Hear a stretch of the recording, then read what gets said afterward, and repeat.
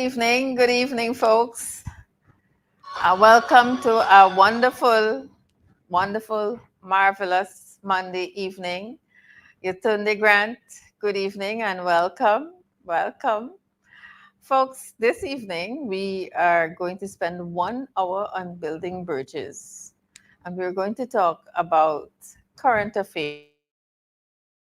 It's Education Month, and I promise to have every Monday evening in the month of September something to talk about education, its importance, what are the constraints, and what we can do to make our education system better. But some things happened over the weekend, and we had to amend that agenda. And so we'll talk about what has been happening in Region 4, specifically Ali's visit to Moka Arcadia yesterday. You know, a lot was said, and I believe that the day for misinformation is over and gone. And while some media houses prefer to give the Guyanese people one side of the story or a part of the story, it is our responsibility to give you all the sides, or I would have said today, the full story. The Member of Parliament, Ms. Nima Flubes, will be with us a little later, and we will talk about that. I also want to bring another story that I believe needs an update. We know a few days ago, one of our communities in Region 4, Beirut, would have suffered at the hands of a natural disaster. You know, there was a storm there in those communities, and Beirut suffered a lot. Um, Beirut is one of the communities that you don't see government officials going very often. And they suffered a lot, and they need assistance. And we'll talk about that a little later on. But you know, as I reflected today, how I'm going to discuss, how I'm going to stay calm, be mindful of who I am and what is happening, I wanted to bring this quote to you today. I don't usually start my program with a quote. I always prefer to speak to you freely and how I feel, sometimes how I spent my weekend or my day or so on. But today I want to share a little bit of who I am in the form of speech. And as the quote says there, how to speak. And this is specifically for a Muslim. Folks, for you to know who I am and for you to allow me to be a part of who you are, you must know a little bit about me. And so you can hold me at any point in time. This is my standard. Speak the truth, speak straight, speak justice, speak kindly, speak politely, speak fairly, speak graciously, speak gently, speak not in vain, speak no lie. As a Muslim woman, as a Muslim person, that is my standard for speech. And you can expect that from me, and you can hold me to that standard.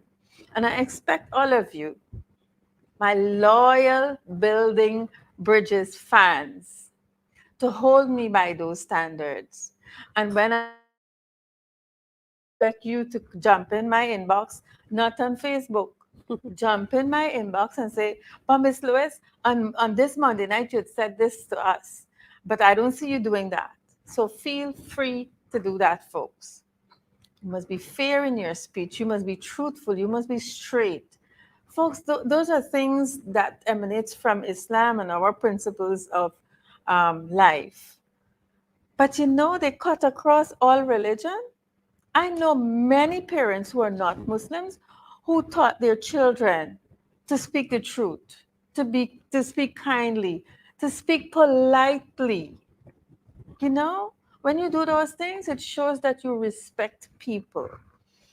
Well, folks, let me say to you that this Monday evening, I've had enough time today one of my friends a few minutes ago checked into with me to see how I'm doing, and I do have a few friends who would do that from time to time. And I said to that person, today was a good day, because not every day is a good day for me. Most of you know why. But today was a good day. I sat at my desk and I did some work and I prepared for this program.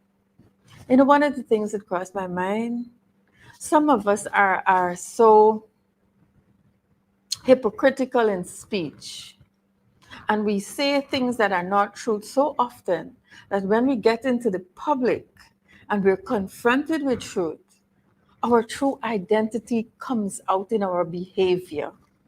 And folks, as public officials, as national leaders, those are not good things. We've seen a display.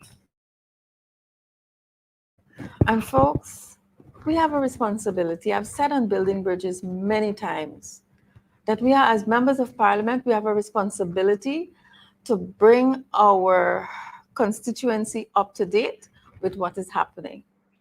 And that's what we will attempt to do this evening. I want to say to you that respect for other persons, respect for people who you work with, respect for your family members.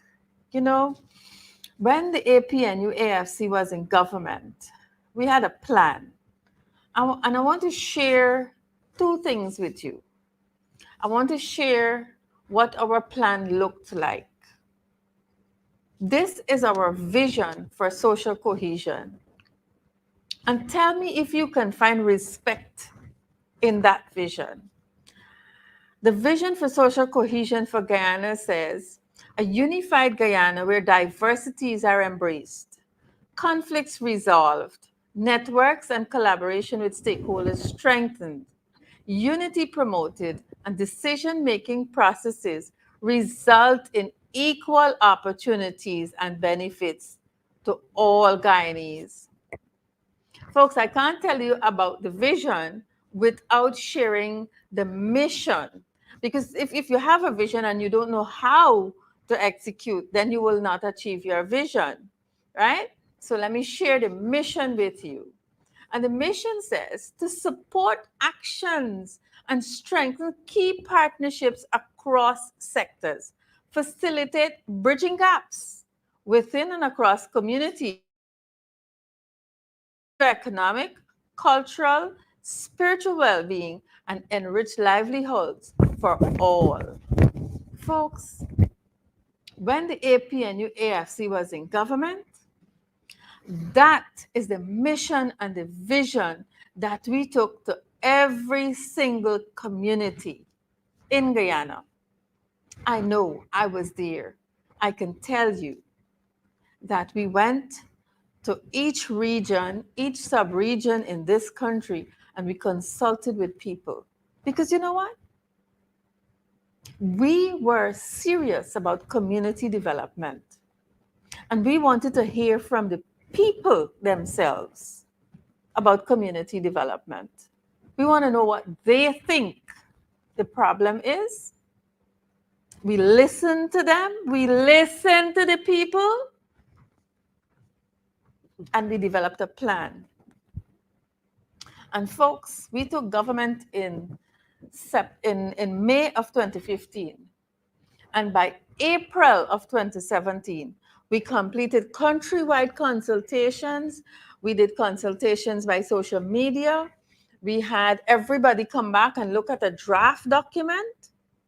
And then in April of 2017, we had a strategic plan to ensure that there is a cohesive Guyana. It was a 5-year plan. And folks, not one day did we have our national leaders go into communities and disrespecting our people. But we had a plan, and that's a point I want to make this evening. A blueprint of how we are going to encourage our communities to come together and to live in harmony. We didn't have a slogan, we had a plan. And the plan was a strategic plan for social cohesion, the development of Guyana. Folks, You would have been on social media the entire weekend.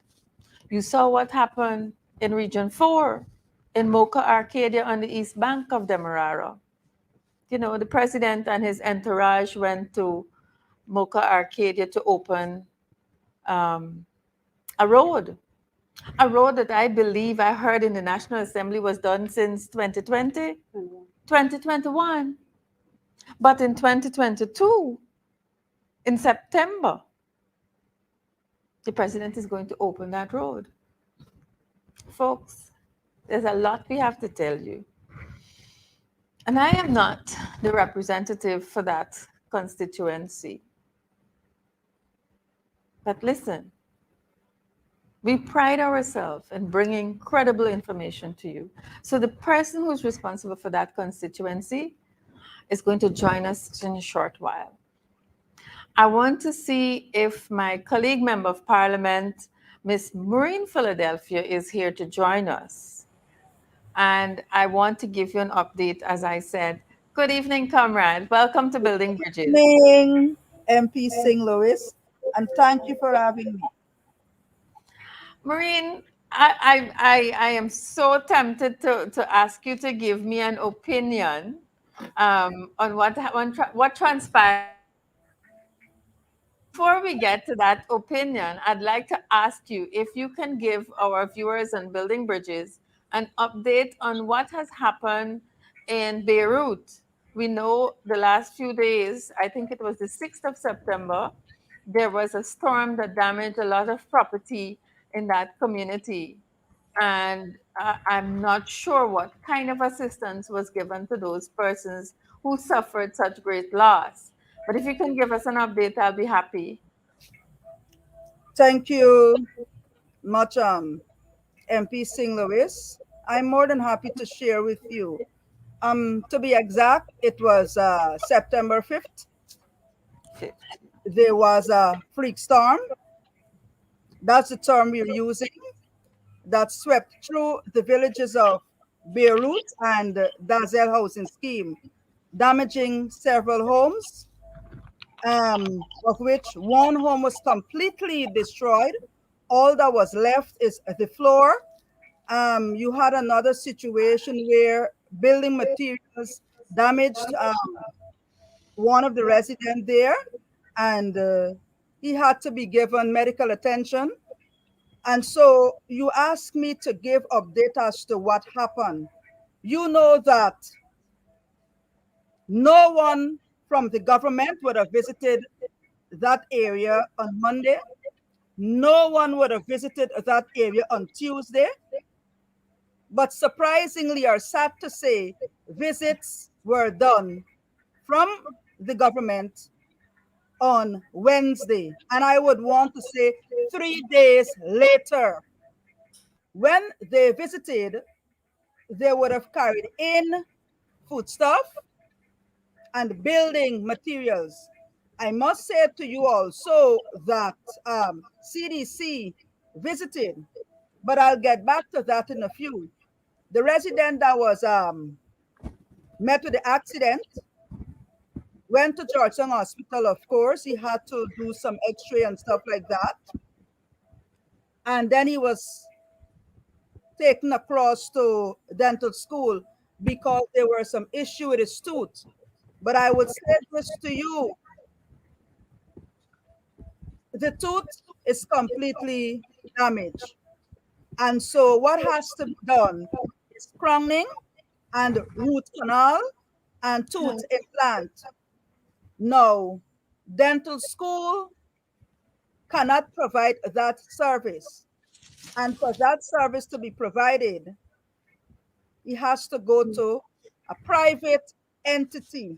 And St. Louis, I am not happy to say this because the cost for one, if we are to use the normal agencies that provide this service, will be in excess of $90,000. Wow. And so that resident, in all his pain and anguish, after losing furnishing in his home, His entire roof came off and damaged furniture on the inside. The water came and soaked everything. It was so devastated to look at. While they have to think about how they're going to get themselves back together, he still has to find money to take care of his tooth. Yeah. And so, what I want to make straight this evening, while we're touting a slogan and we're pamphleting all about with a fanfare, we are yet to see, we are yet to see that manifest itself throughout this land. I say this to you, in success, those persons were referred to as squatters, they were flooded out, shot with live bullets, and to date, someone there is still bedridden because she damaged her spine and all of that. And so they had to vacate from that area, and they were treated like second class citizens. Wow. But, but the powers that be went to Pigeon Island, an area where persons are squatting too. And you know what was said? We are going to regularize you. We are going to grant you titles for the plots you occupied. And you know what? They were promised $80 million. I I want remember to that. draw another scenario. Quindon Bacchus was murdered at the hands of Guyana, members of the Guyana police force on September and June 9th. In a matter of hours after the resident felt that their concerns were not looked into, they were crying, and the powers that be have not lent them a listening ear. And you know what happened along the East Coast corridor? In a matter of hours, the president of this country visited Monrepo, Installed as he visit is. and you know what? Monies were given to those people there. The president have not visited Golden Grove, where the issue occurred, where the residents they were calling for him to visit, and he gave them money at Monrepo. And I'm saying to you here and now, St. Louis, it seemed to me, and I want to say also, it is clear to quite a lot of us that only certain persons can spend the oil money. In an oil-rich cooperative republic of Guyana, only one set of people can spend monies. And so you asked me for an update as to what has happened at Beirut and Dazzle Housing Scheme. But I want to say to you also, while they would have been provided with some amount of building materials, truth be told, the damages that were done, what was provided cannot and cannot offset and compensate for the damages that were done as a result of a natural disaster. And so when we tout a word or a slogan that say one Guyana, I don't understand what is that. I really don't understand what is that. I understand. Maureen, I want to zoom in a little bit on that person that is looking for medical attention, some agency to help them to assist with the medical expenses. That person, there is a facility at the Ministry of Human Services. Um, if there are bills or invoices, whatever, they take it and go into the ministry, and they should be able to access a percentage on the bill to offset those expenses. You know, the money that is being spent by government is taxpayers' money. It's not the PPP money. So people should be told that they should go and access these services so that they can get relief. They're Guyanese and they're entitled to that. And I want to note that other residents, one lady selling $10,000 Polari and Egbal and got $2 million. And persons who lost their homes completely is given a bag of cement and some sand to rebuild and nothing else. Maureen, we have to stay on the ground and we have to make representation for our people. I am noting, like I've said, Region 4, today I have said, the PPP has taken single-handedly Region 4, and they're taking a shot at Region 4. We know what they did in Haslington. We're seeing how they are responding to the needs of the people in Beirut. We've seen what they've done to the people in Success. And we've seen the madness that took place at Moka Arcadia yesterday. It cannot be business as usual. Folks, we have to pay attention to what the PPP is doing. It is not business as usual. You've heard from MP Maureen Philadelphia on what is happening in Beirut. I know, I know who they are. And folks, there are people who are in need. And if by chance you can help someone in that community, whether to give of your service, if you're a mason or you're a carpenter and whatever, please reach out to MP Maureen Philadelphia and she will hook you up.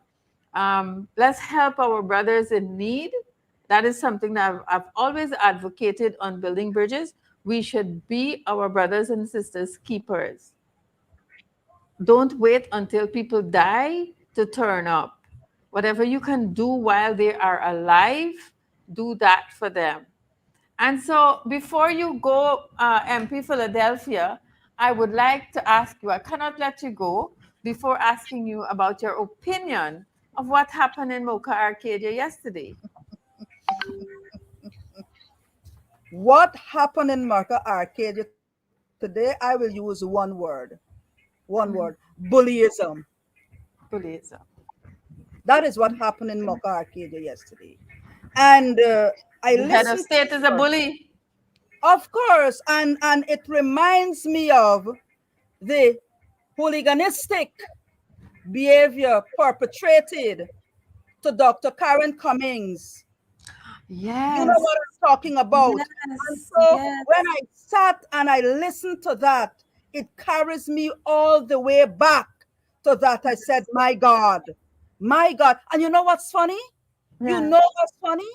Ministers of government felt so comfortable what he's seeing their doing to him. president bullying a citizen of this country, a Yes, sitting person, local government minister that is keeping the wheels and the engine of the government turning.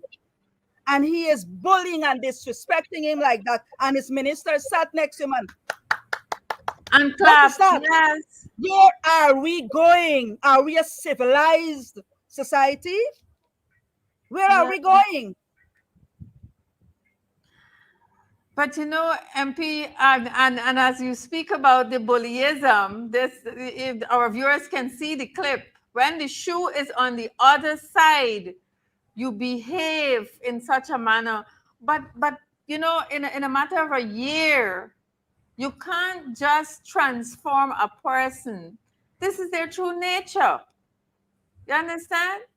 This video that you're viewing here, viewers, is when there was a protest at the Marriott Hotel. Is it Marriott or the Pegasus Hotel? When the I don't know PPP. what word to use here, because I am mindful of my speech.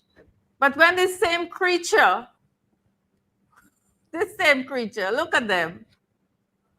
They attempted to overturn Dr. Cummings as sitting minister of government. They attempted to overturn her vehicle.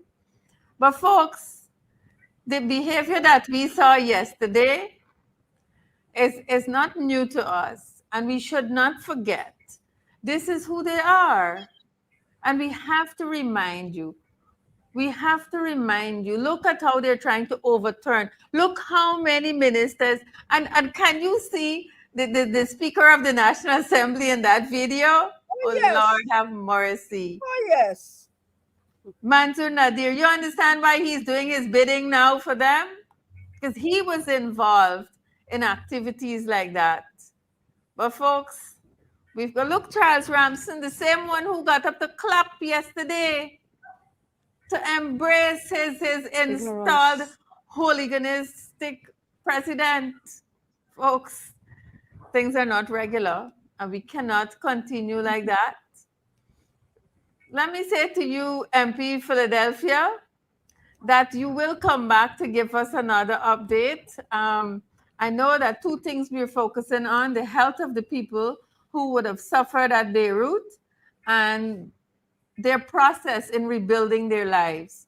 And so, at some point in time, when you have another update for us, we will bring you back on building bridges so that we keep our viewers updated on what's happening in our communities. And this evening, we are focusing on Region 4. Folks, I want to thank MP Maureen Philadelphia, the representative for the East Coast of Demerara, for giving us that update. You know, there's a lot to be said. And sometimes you wonder what is really happening in our society. We have really lost our moral values in this society. And it has deteriorated tremendously in the last 2 years. Folks, there's no other way of saying it. You know, in the home, the children look at how the parents behave. And in a country, we look at how the president and his cabinet respond to the people that they govern, the citizens of the country. And what we saw yesterday was unbecoming. Folks, I want to welcome with me this evening our member of parliament for the representative of the East Bank of Demerara, Comrade Nima Flubes, who will give us her own understanding, her own point of view, because she's had a lot to say over the weekend. I don't know if you would have watched her program last Saturday.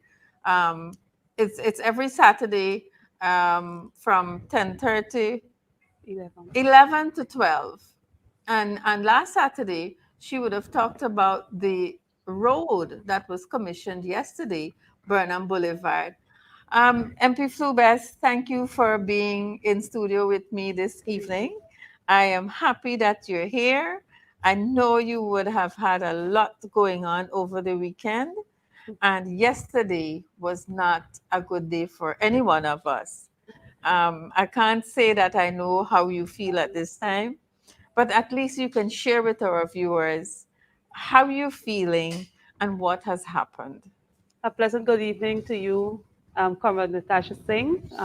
Louis, it's a privilege to be on Building Bridges, to talk with you, our viewers, about what transpired in my community, Moka Arcadia, yesterday when Ali and his ministers visited our community.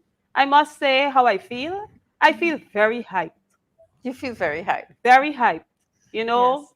um, my involvement in politics started after I observed that under the previous PPPC administration, that my community, Moka Arcadia, was constantly marginalized. We had no roads in that community, no infrastructural work done for 23 years. We had issues with water, electricity, so many things were going bad. And I sat down as a young individual and recognized that, we all can sit in a corner in a shell and say that change will come. Yeah. It has to take someone making an effort, doing something to bring about the change. And so I got involved in helping my community. I got involved with the football club. I had turned the secretary for the football club. I got involved through my church. We started a homework center to help the children of our community with their education so that they can have improved grades overall. And then I got involved at the council level. And I even assisted our seniors. These are things that I've been doing since I was age 16 in my community. Absolutely. So when I saw yesterday and listened to Ali, Irfan Ali, Install president. a president that was installed on the people of Guyana, coming to my community, Moka Arcadia, disdain and disgrace, it caused me to be even more empowered because I will not sit down idly as a member of parliament or as a resident of my community, Moka Arcadia, and allow this PPPC administration to continue destroying my community. I will not allow it. They were able to do what they did yesterday because there were a few persons in the community who encouraged them, who went along with the joyride of probably having a cup of soup and making bargains without thinking about the interests of our community. We have a large population of children. I said yesterday, you just imagine if our foreparents had bargained all our lands and give up on protecting our community. How is it that we could enjoy our land today?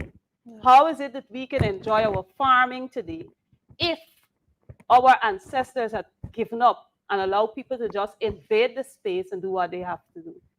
We have to be a strong people. We come from a strong people. And I'm saying tonight, and I'm putting the PPPC administration on notice, this MP, this resident of Moka Arcadia community will not sit idly by and allow you people to come and destroy our community. We will not. You know what's embarrassing? Kamat Singh gave a nice quote about speaking the truth. If you go through that video, you imagine the sitting president, head of state, saying to people that Ian know. How you him know that $4 million was given to all the NDCs for cleanup, but those controlled by the coalition were not given the $4 million. Yeah. Who are you speaking to? What are you telling people? You're running the country and don't know what's happening? And MP, I wanted to pause at that point in time because I know that the operator has a video queued up. What we saw happen with that speech, we recognize that there was not only untruth being told to the people of Moka Arcadia, it was arrogance. It was a whole lot of different things that we identified. And that is why I started off the program by reminding our viewers of how we ought to operate with speech. And I want operator, I'm not sure if you have the video queued up. What has happened? Let's take a listen to the video because we want to hear what the chairman said that caused that outburst. And that's what it is, an outburst from a head of state in a community visit. That's what it is, a tantrum, I would call it. I have children and I can tell you what tantrums look like. That was just an outburst and a tantrum in a community meeting. So let's have that video. Let's take it from the chairman's perspective. We understand all what you we accept that the agriculture minister has visited the community on several occasions. He has been one of the ministers who would have been engaging us. And if you're referring, if all the NDCs in Region 4 is issued with this 4... No, I'm not concurring on anything. No. I don't even know what you're talking about.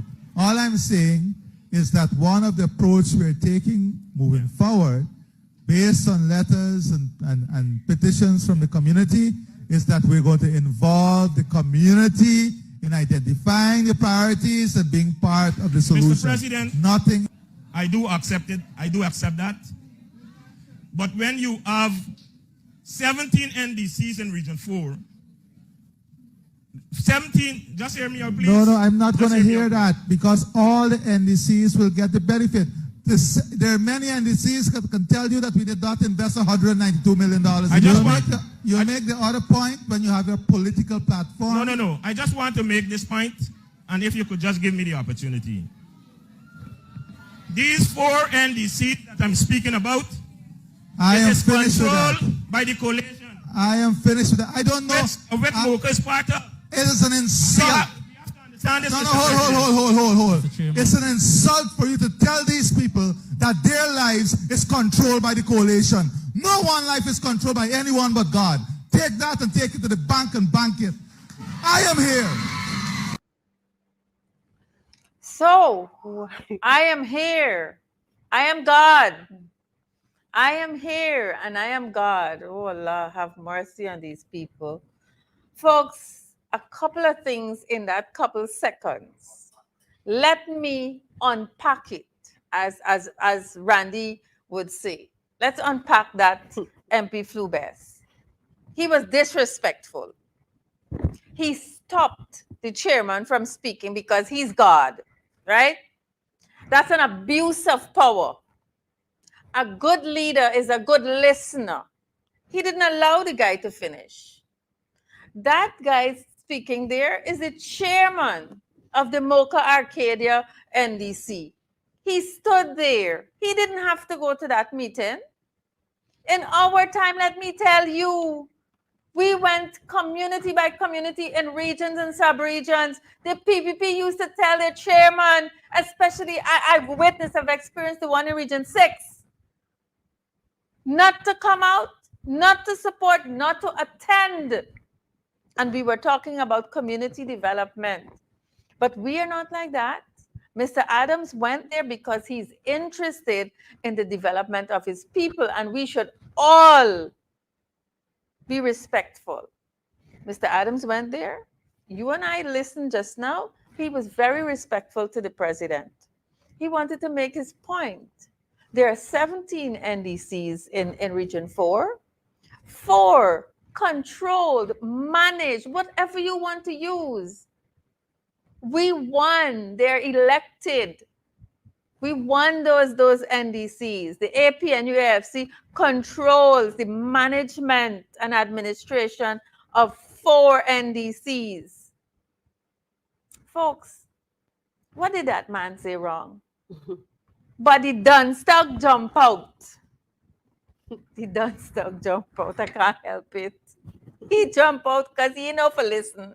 As a good leader, he can't listen. He doesn't have the heart to listen to people, to understand their problem, to try to fix it. So he went there. This is my analysis, and y'all allow me.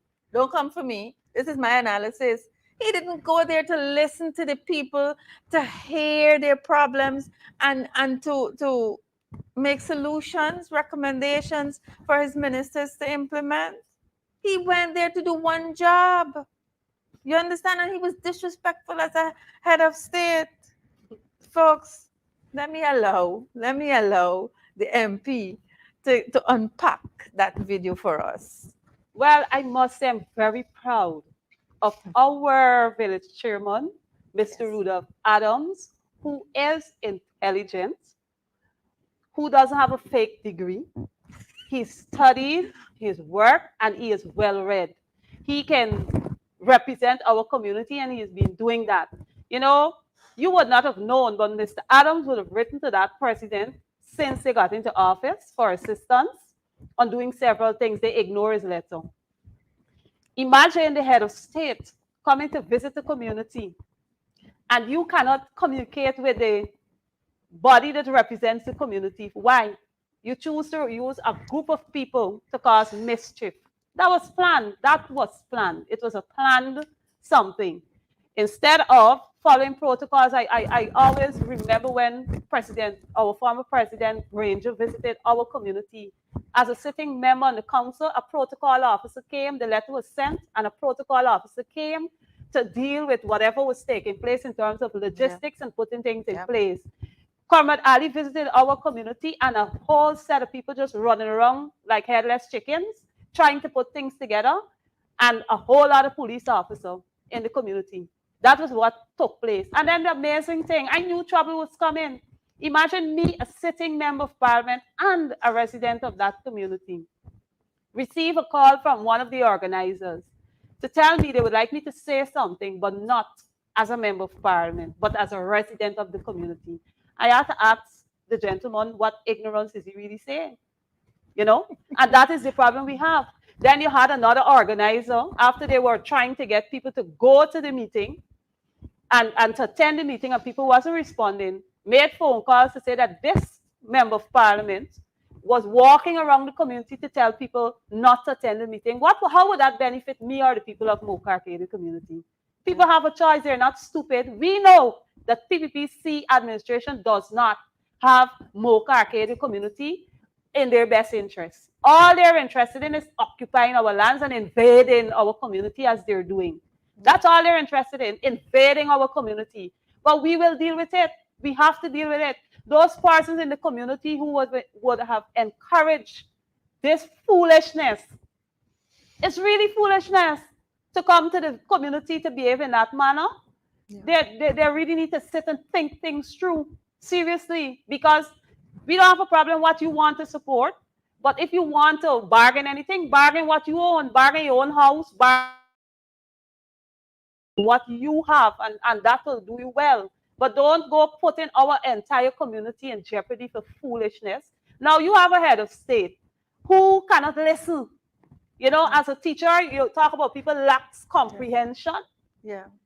That is a perfect example of someone who lacks comprehension. You're in listening to what the people saying. It's like your brain shut down and your mouth reacting because you're not hearing anything. The chairman is making a statement, and that is a common practice, Natasha, with the PPPC administration. They always jump and say things without even spending 1 minute to listen. And Omar Said is saying, until we stand up and inform these shameless, notorious thieves, unless we are able to stand up, you know, they can come into our communities and bulldoze their way. You know, folks, that's exactly what happened yesterday. That is what they did yesterday. And one of the things I want to make straight on this program, had it not been for the coalition coming into office in the 2016 election, 2015, 2016, Moka Arcadia community would not have gotten any road. The same bridges that Ali and his ministers and his entourage into the village on, those roads were done by the coalition, the bridges were done by the coalition, and you come driving and pumping and swearing and going through. If it wasn't for the coalition, you could not have been driving on that road.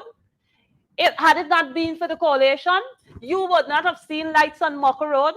One of their ministers came and said that Moka is an access road, not a public road, so they don't need lights. Jesus. That's what they said.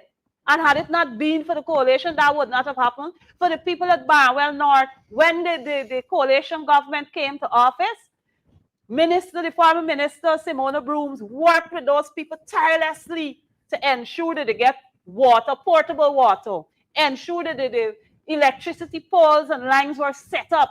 Until to this day, this administration, all they had to do is put those people on the grid. Yeah. They have not put them on the grid. You know what happened? Only last week or 2 weeks back, the housing minister, it was alleged that they sent workers to remove some of the wires. Oh, wow. Although the people are not linked onto the grid, and you're behind them, they said more people got to register for the meter. This got to happen, that got to happen. It ain't happening. Up to now, the people ain't get on the grid. And it's a back and forth. But you come to tell people nonsense. Then you also have those lands at the back there that they're targeting. Had it not been for the coalition government, the farmers of Moka Arcadia community would not have been able to have that market day, the forest market day, village market day, where people could have gone to get their produce and sell. You know what they did to us? The market day was the Sunday. The Monday, this current PPP-led administration by Ali went and blocked the drainage canal and flood out all the farms. Flood it out. Imagine seeing 200 bunches of plantain falling down in water. Ask them if those farmers were compensated. No. Wow. Those were the things we wanted to address yesterday. No, those farmers were not compensated. Many of them were not. You know who were compensated? The people that they handpicking to give contract for clean drain, the people that they handpicking and say that those are their people. Mm-hmm. They handpick and give. They take all the money that the farmers who work tirelessly to farm, to toil, and give it to those people. And they're not farmers. Some of them didn't even own a piece of land, but they give the money to. When they come to the 25,000 grant, you know what they did? A set of people got pink slip. That is what we wanted to address yesterday, but we didn't have the opportunity to. They get a pink slip, and right now the pink slip turning white. No money income. That is what they did to the people of Moka Arcadia community. So those people who you see running behind them, they get a little hampers. Let me tell y'all, even the hampers that they share for flood relief, they gave to the people, the persons in the village who were with them, and they were selling the hampers for $300. Oh, wow. That was supposed to be given for free. Wow. I tell the people they got to bring a little change, a little money. That is what they do. They don't do anything else. So I don't know why people would run with this idea. You know the sad thing? Those persons who were cheering, y'all check the video. Y'all go back and see the number of children that were sitting in that auditorium and was there clapping for what they don't even know. They don't understand. They don't even understand. That's all they're doing. All they've been doing is those children sitting there because you had the Pathfinder group and all these children who was a part of it, the children from the Moka Arcadia Primary School that was a part of the welcoming party. Those were the children present there when all this ignorance took place. What example exactly are these people setting? Those ministers that were clapping there like my comrade Maureen Philadelphia identified. They're supposed to know better, even though you recognize that your leader is thinking something wrong, you will probably pull the pants foot or something and shake for a little, pay attention to something that is happening. Nothing like that. No good example, none was done yesterday. And for those people who were spending time saying about laughing and clapping, y'all should be ashamed. Yeah. What were you laughing and clapping about? Y'all should go back through the video and see exactly what was happening. It is a real embarrassment to think that persons cannot stop and think before they react. They cannot stop and think. And so the actions of the president, the given president that we have, the installed president, speaks so much to what a terrible state we are in as a people. Because a simple community meeting where, all right, you went and you do a road and you want the people to feel good, fine. Yes, the people are very excited to have the road, which was done. Of course, you know the history behind the road. Yeah. That's why I did an article on it. And then from that, you get all this pump and swear to go into the ground, of course, with most of the people walking being police and security officers. Yes, yes. You get all of this going, and then you decide that you're so comfortable that you could hurl insults at a man that is way more intelligent and can speak and represent his people for what? All because of being uninformed and lacking comprehension. That's all. It's a lack of comprehension. Gangsterism. And then you want to appear to be a bully. Gangsterism. You want to appear to be what? I don't know. But it is shameful. And I hope that Irfan would lie down in this quiet moment and spend some time and reflect and ask. You know, he talked about Jesus yesterday. He talked about so many things being present. And that he was really spend some time and ask God to forgive him. And ask God to contain his tongue, you know. One of the key things about speech, when you're in public, make it brief. You're going to save yourself a lot of problems. And I think he should really use the opportunity to be brief. He can save himself a lot of trouble if he just make a statement very short and to the point and no flowers, and he will do well. Well, look at that. A member of parliament, first sitting is 2020, is giving advice to an installed president who has been a minister for a few years and now a president. That is embarrassing, the least to say. But MP Flubes, let me give you my take further to what you have said. He said, and the video showed, I don't know, we can probably bring it up. He told the chairman of the NDC, when the chairman told him about the $4 million being handed out to this I think 13 NDC received the 4 million, Yes, and and 4 did not receive. He said, I don't know what you're talking about. speak the truth. He said, I don't know what you're talking about. Is that the truth? But let me say this to you, that is alarming. Doesn't surprise me, because we have said, all of us in the coalition, we have recognized that in the 2020 budget, in the 2021 budget, and in the 2022 budget, that the PPP does not have a plan for this country. This is an oil producing nation, and the PPP does not have a plan for this country. Irfan said it yesterday. Irfan said he doesn't know about the $4 million given to the NDCs in Region 4. He does not know. Folks, is he lying? That's a question to be answered. Is he lying? Is he guilty of lying to the people of Guyana? 2, did he confirm that the PPP does not have a plan, a developmental plan for Guyana? And so they are operating in an ad hoc manner. He said yesterday in that video that they will go to the communities, they would listen to the people, and they will provide assistance accordingly. Folks, that's what you do in a consultation with communities. Not 2 years after being in government. That's what you do in the first few months. Not 2 years after spending billions of taxpayers' money. MP Flubes, I know you would have spoken about the local economy and the rising cost of living for your people in Mocha.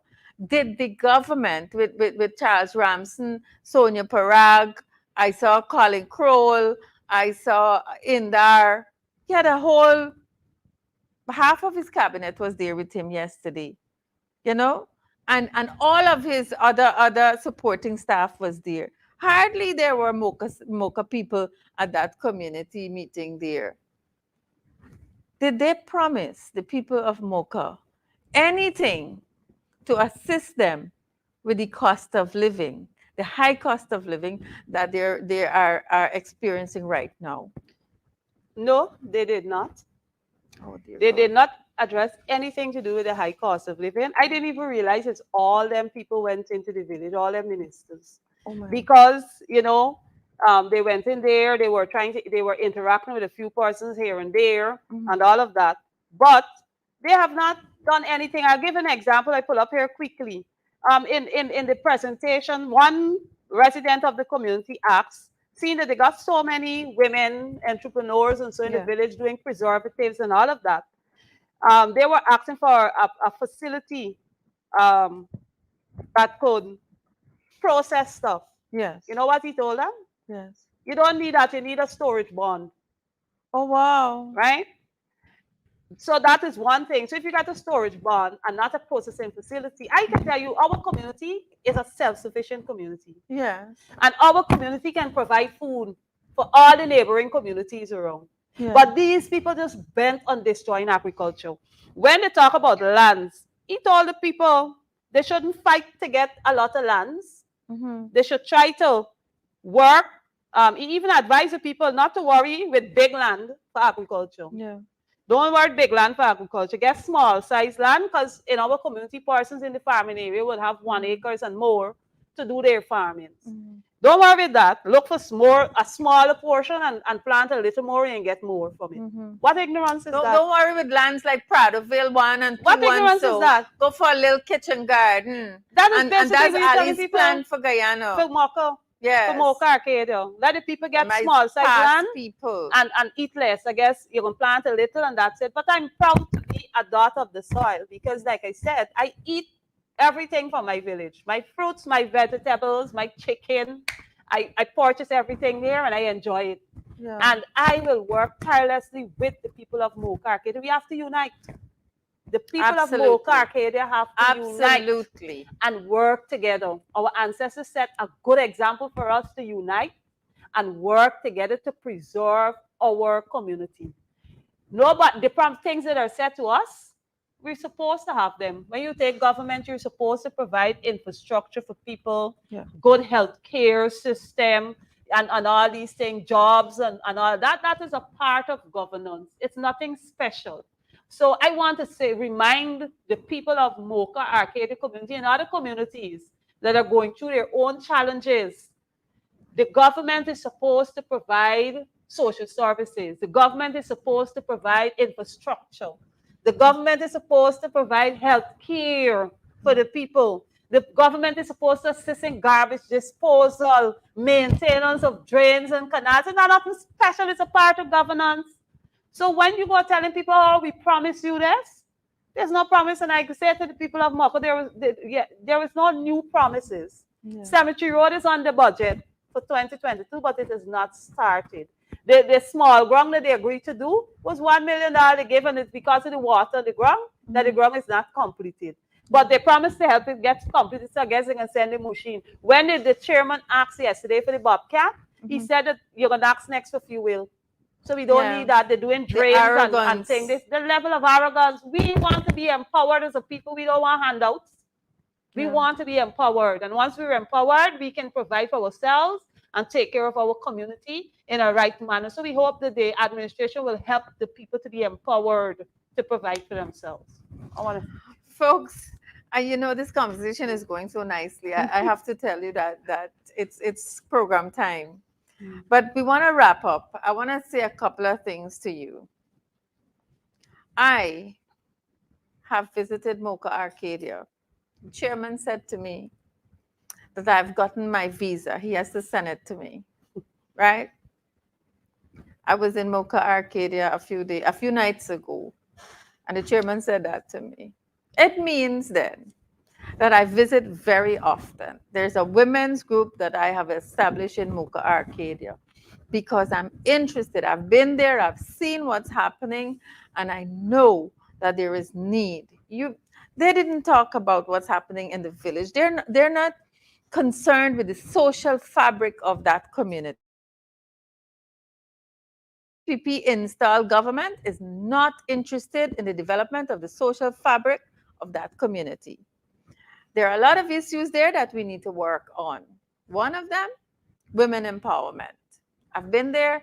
I've set the course for some programs to be worked out. We're doing that bit by bit every day.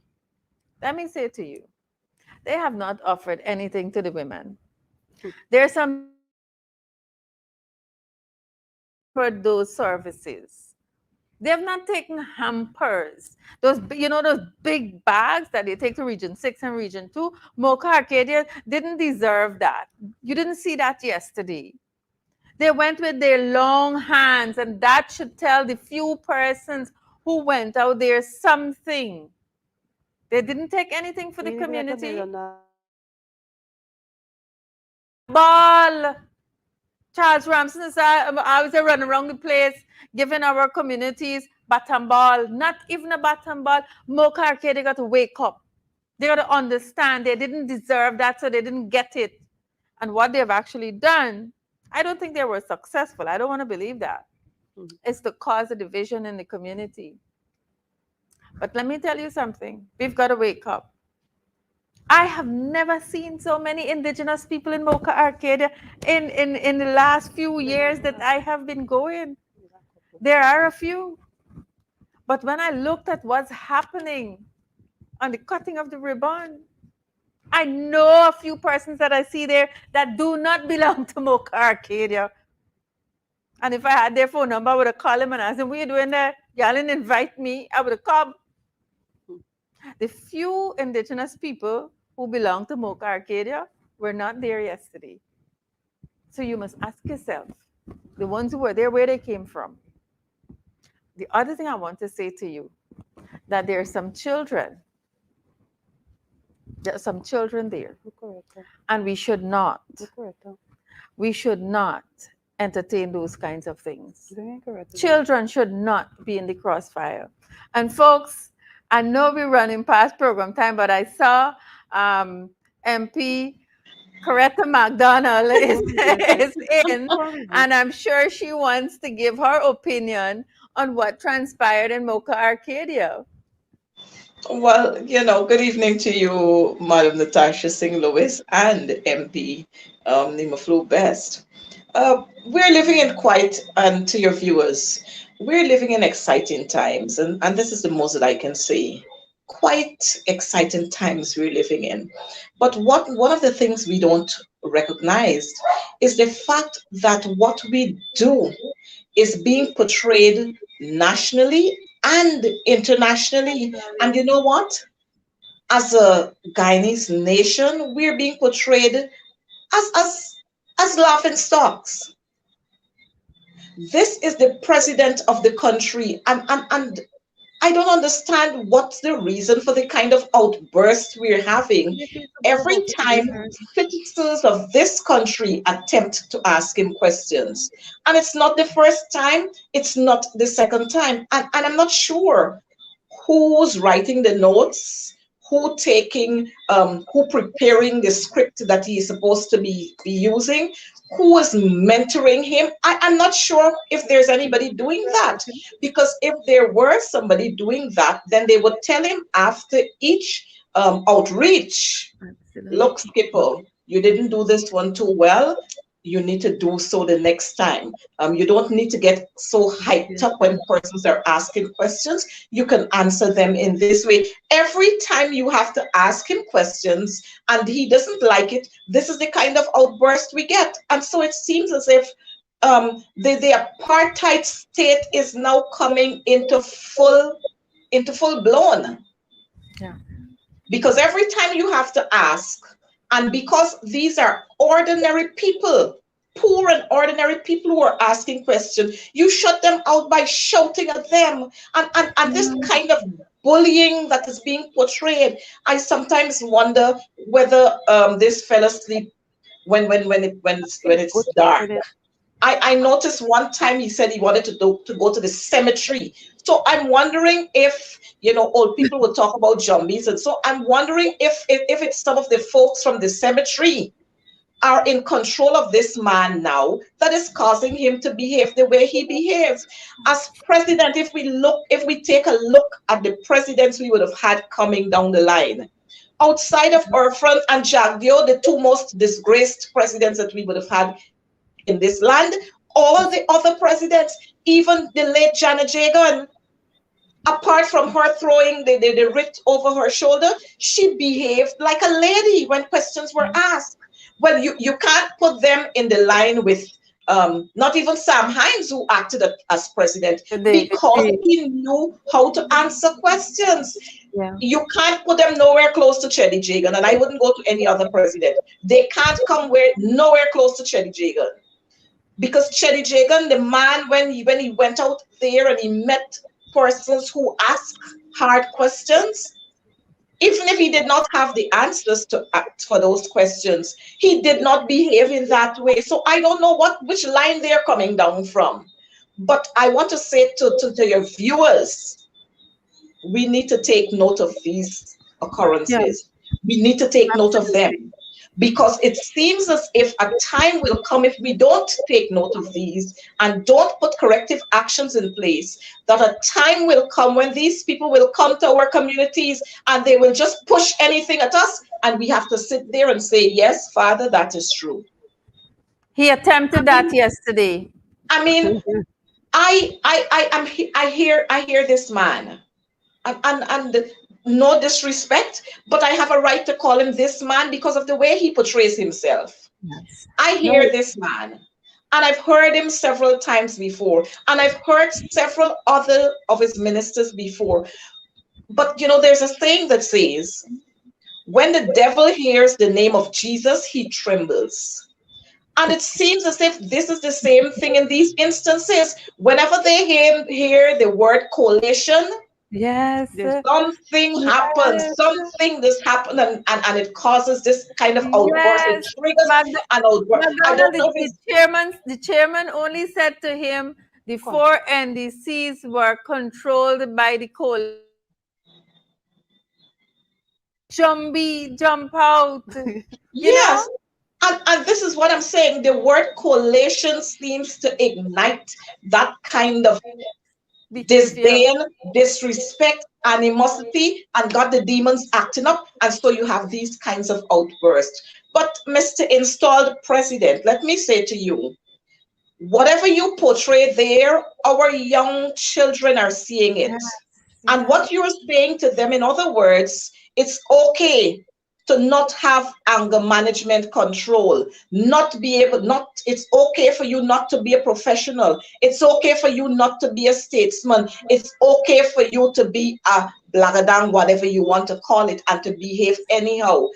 Because you're installed, I shouldn't expect much from you, but I'm going to demand much from you because the seat that you are sitting in demands loyalty, honesty, respect, decency, and everything else that Integrity. follows that. I don't know if he never took a look at the way Queen Elizabeth operated, you know, or the way Prince Charles operates, or the way William operates. I don't know if he doesn't look at these people. Let me bring it closer home. Have you ever seen Prime Minister Andrew Holmes behave in this manner? Have you Yeah. ever heard Prime Minister Rowley behave in this manner? When Prime No. Minister Rowley has got to speak and to be very firm, he says what he has to say, and he's very firm and factual with what he's saying. And he only, I remember the outburst with Prime Minister Rowley just the other day when the guy there in Parliament was talking about Guyana, and he had to pull him in tune to tell him whatever happens in Guyana, that is Guyana. If you want to have that, go to Guyana, this is Trinidad. And he said it very firmly. He didn't say, I am going to stand up now and let me stand up now and take what to the bank and bank I it. am here. Take what? I am here. And I am God. friend, I'm here. or friend, your words are not credible enough to go anywhere because you've lied on so many occasions. We And can't so take we it can't take back. your word to go anywhere, not even to pass it through the door. But you know, I'm disappointed that he would stand there and got the whole clown show behind him, the whole clown team behind him, standing up and cheering. You Yeah. know, and he did not even say congratulations to the pupils in Moka Arcadia who wrote the CSEC, or the pupils who wrote the grade 6 examinations, or the students who wrote CSEC and they got their results. He did not even take time off to congratulate them. Because he's He not did not genuine, take time McDonald. off. He's not genuine. He didn't know they wrote it. He did not even take time off to say to them to come with maybe two backpacks to present to them, because that's not his business, that's not his interest. His interest is to come there to make himself the clown he made himself yesterday. That's all his interest. But I'm hoping that our people are seeing that they're coming to these villages, especially villages that are controlled by the coalition, NDCs that are run by the coalition. They're coming there with lots and lots of empty promises. And I want to say to you viewers, don't be impressed with empty promises. Empty promises will get you, neither your children nor their community, anywhere. You can't go to the bank They with went there empty promises. hands too. They went to Well, Moka Arcadia empty hands. well, look at that. And you know what amazed me more is the fact that all those who they brought in to be Moka Arcadians, look how they were cheering. I'm almost certain that most of the people there weren't from Moka Arcadia. I actually identified a few. I did.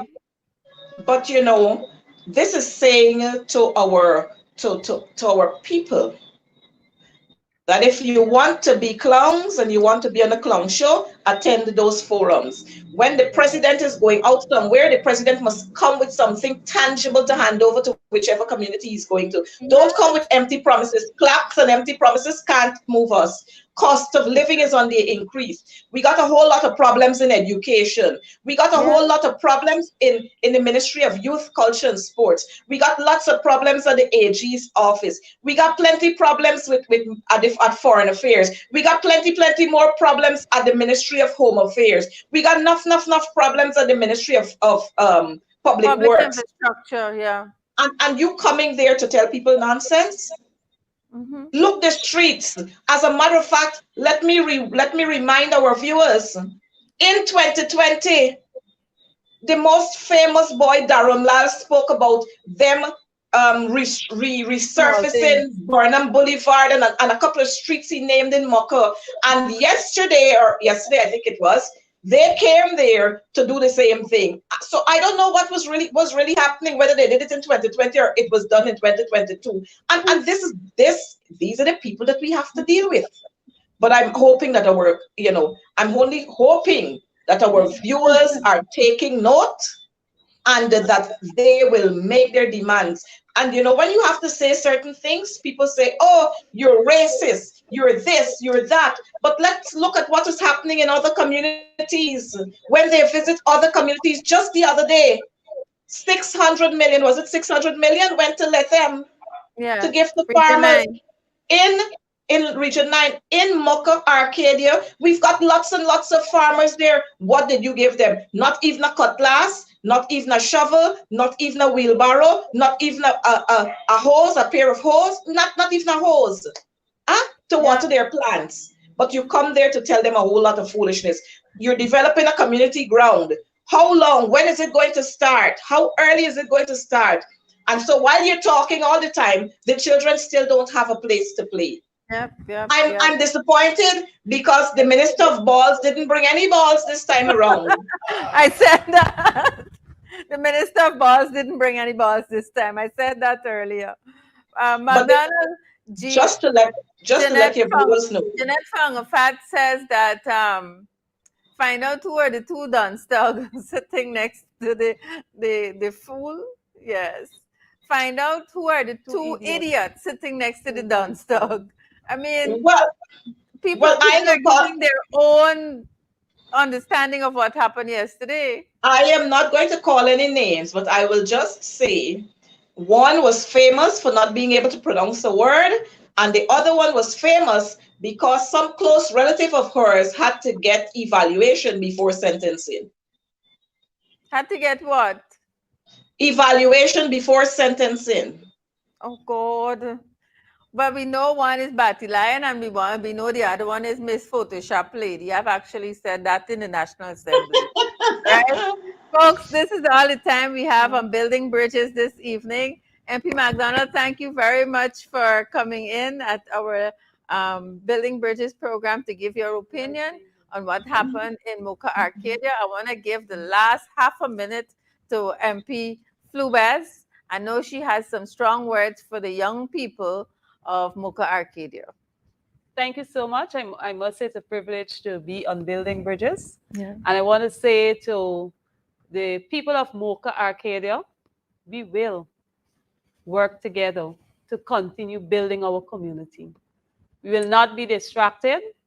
And for our young people, you need to spend time understanding the history of your beautiful community, and you definitely would want to preserve it as long as you can. And do enjoy the rest of the evening. Thank you so much, viewers, for your wonderful comments, encouraging words.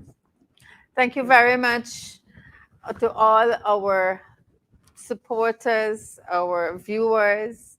You know, we couldn't be here this evening if you didn't join us and you didn't support us. We really do appreciate your comments. You know, Building Bridges is an interactive program, and so we tend to go through the comment section to see what you're saying, if you're understanding us, what's happening, and you share. So it's an interactive program, and we are grateful for that every single evening. Folks, I'm way past program time, and I want to say thank you for being with me another hour on a Monday evening. I know you're heading over to In the Ring at 8 o'clock. You have a few minutes. You have 10 minutes to do that. But I want to say thank you so very much for spending 1 hour with me on Building Bridges. I look forward to seeing you next Monday. Stay safe and have a good evening.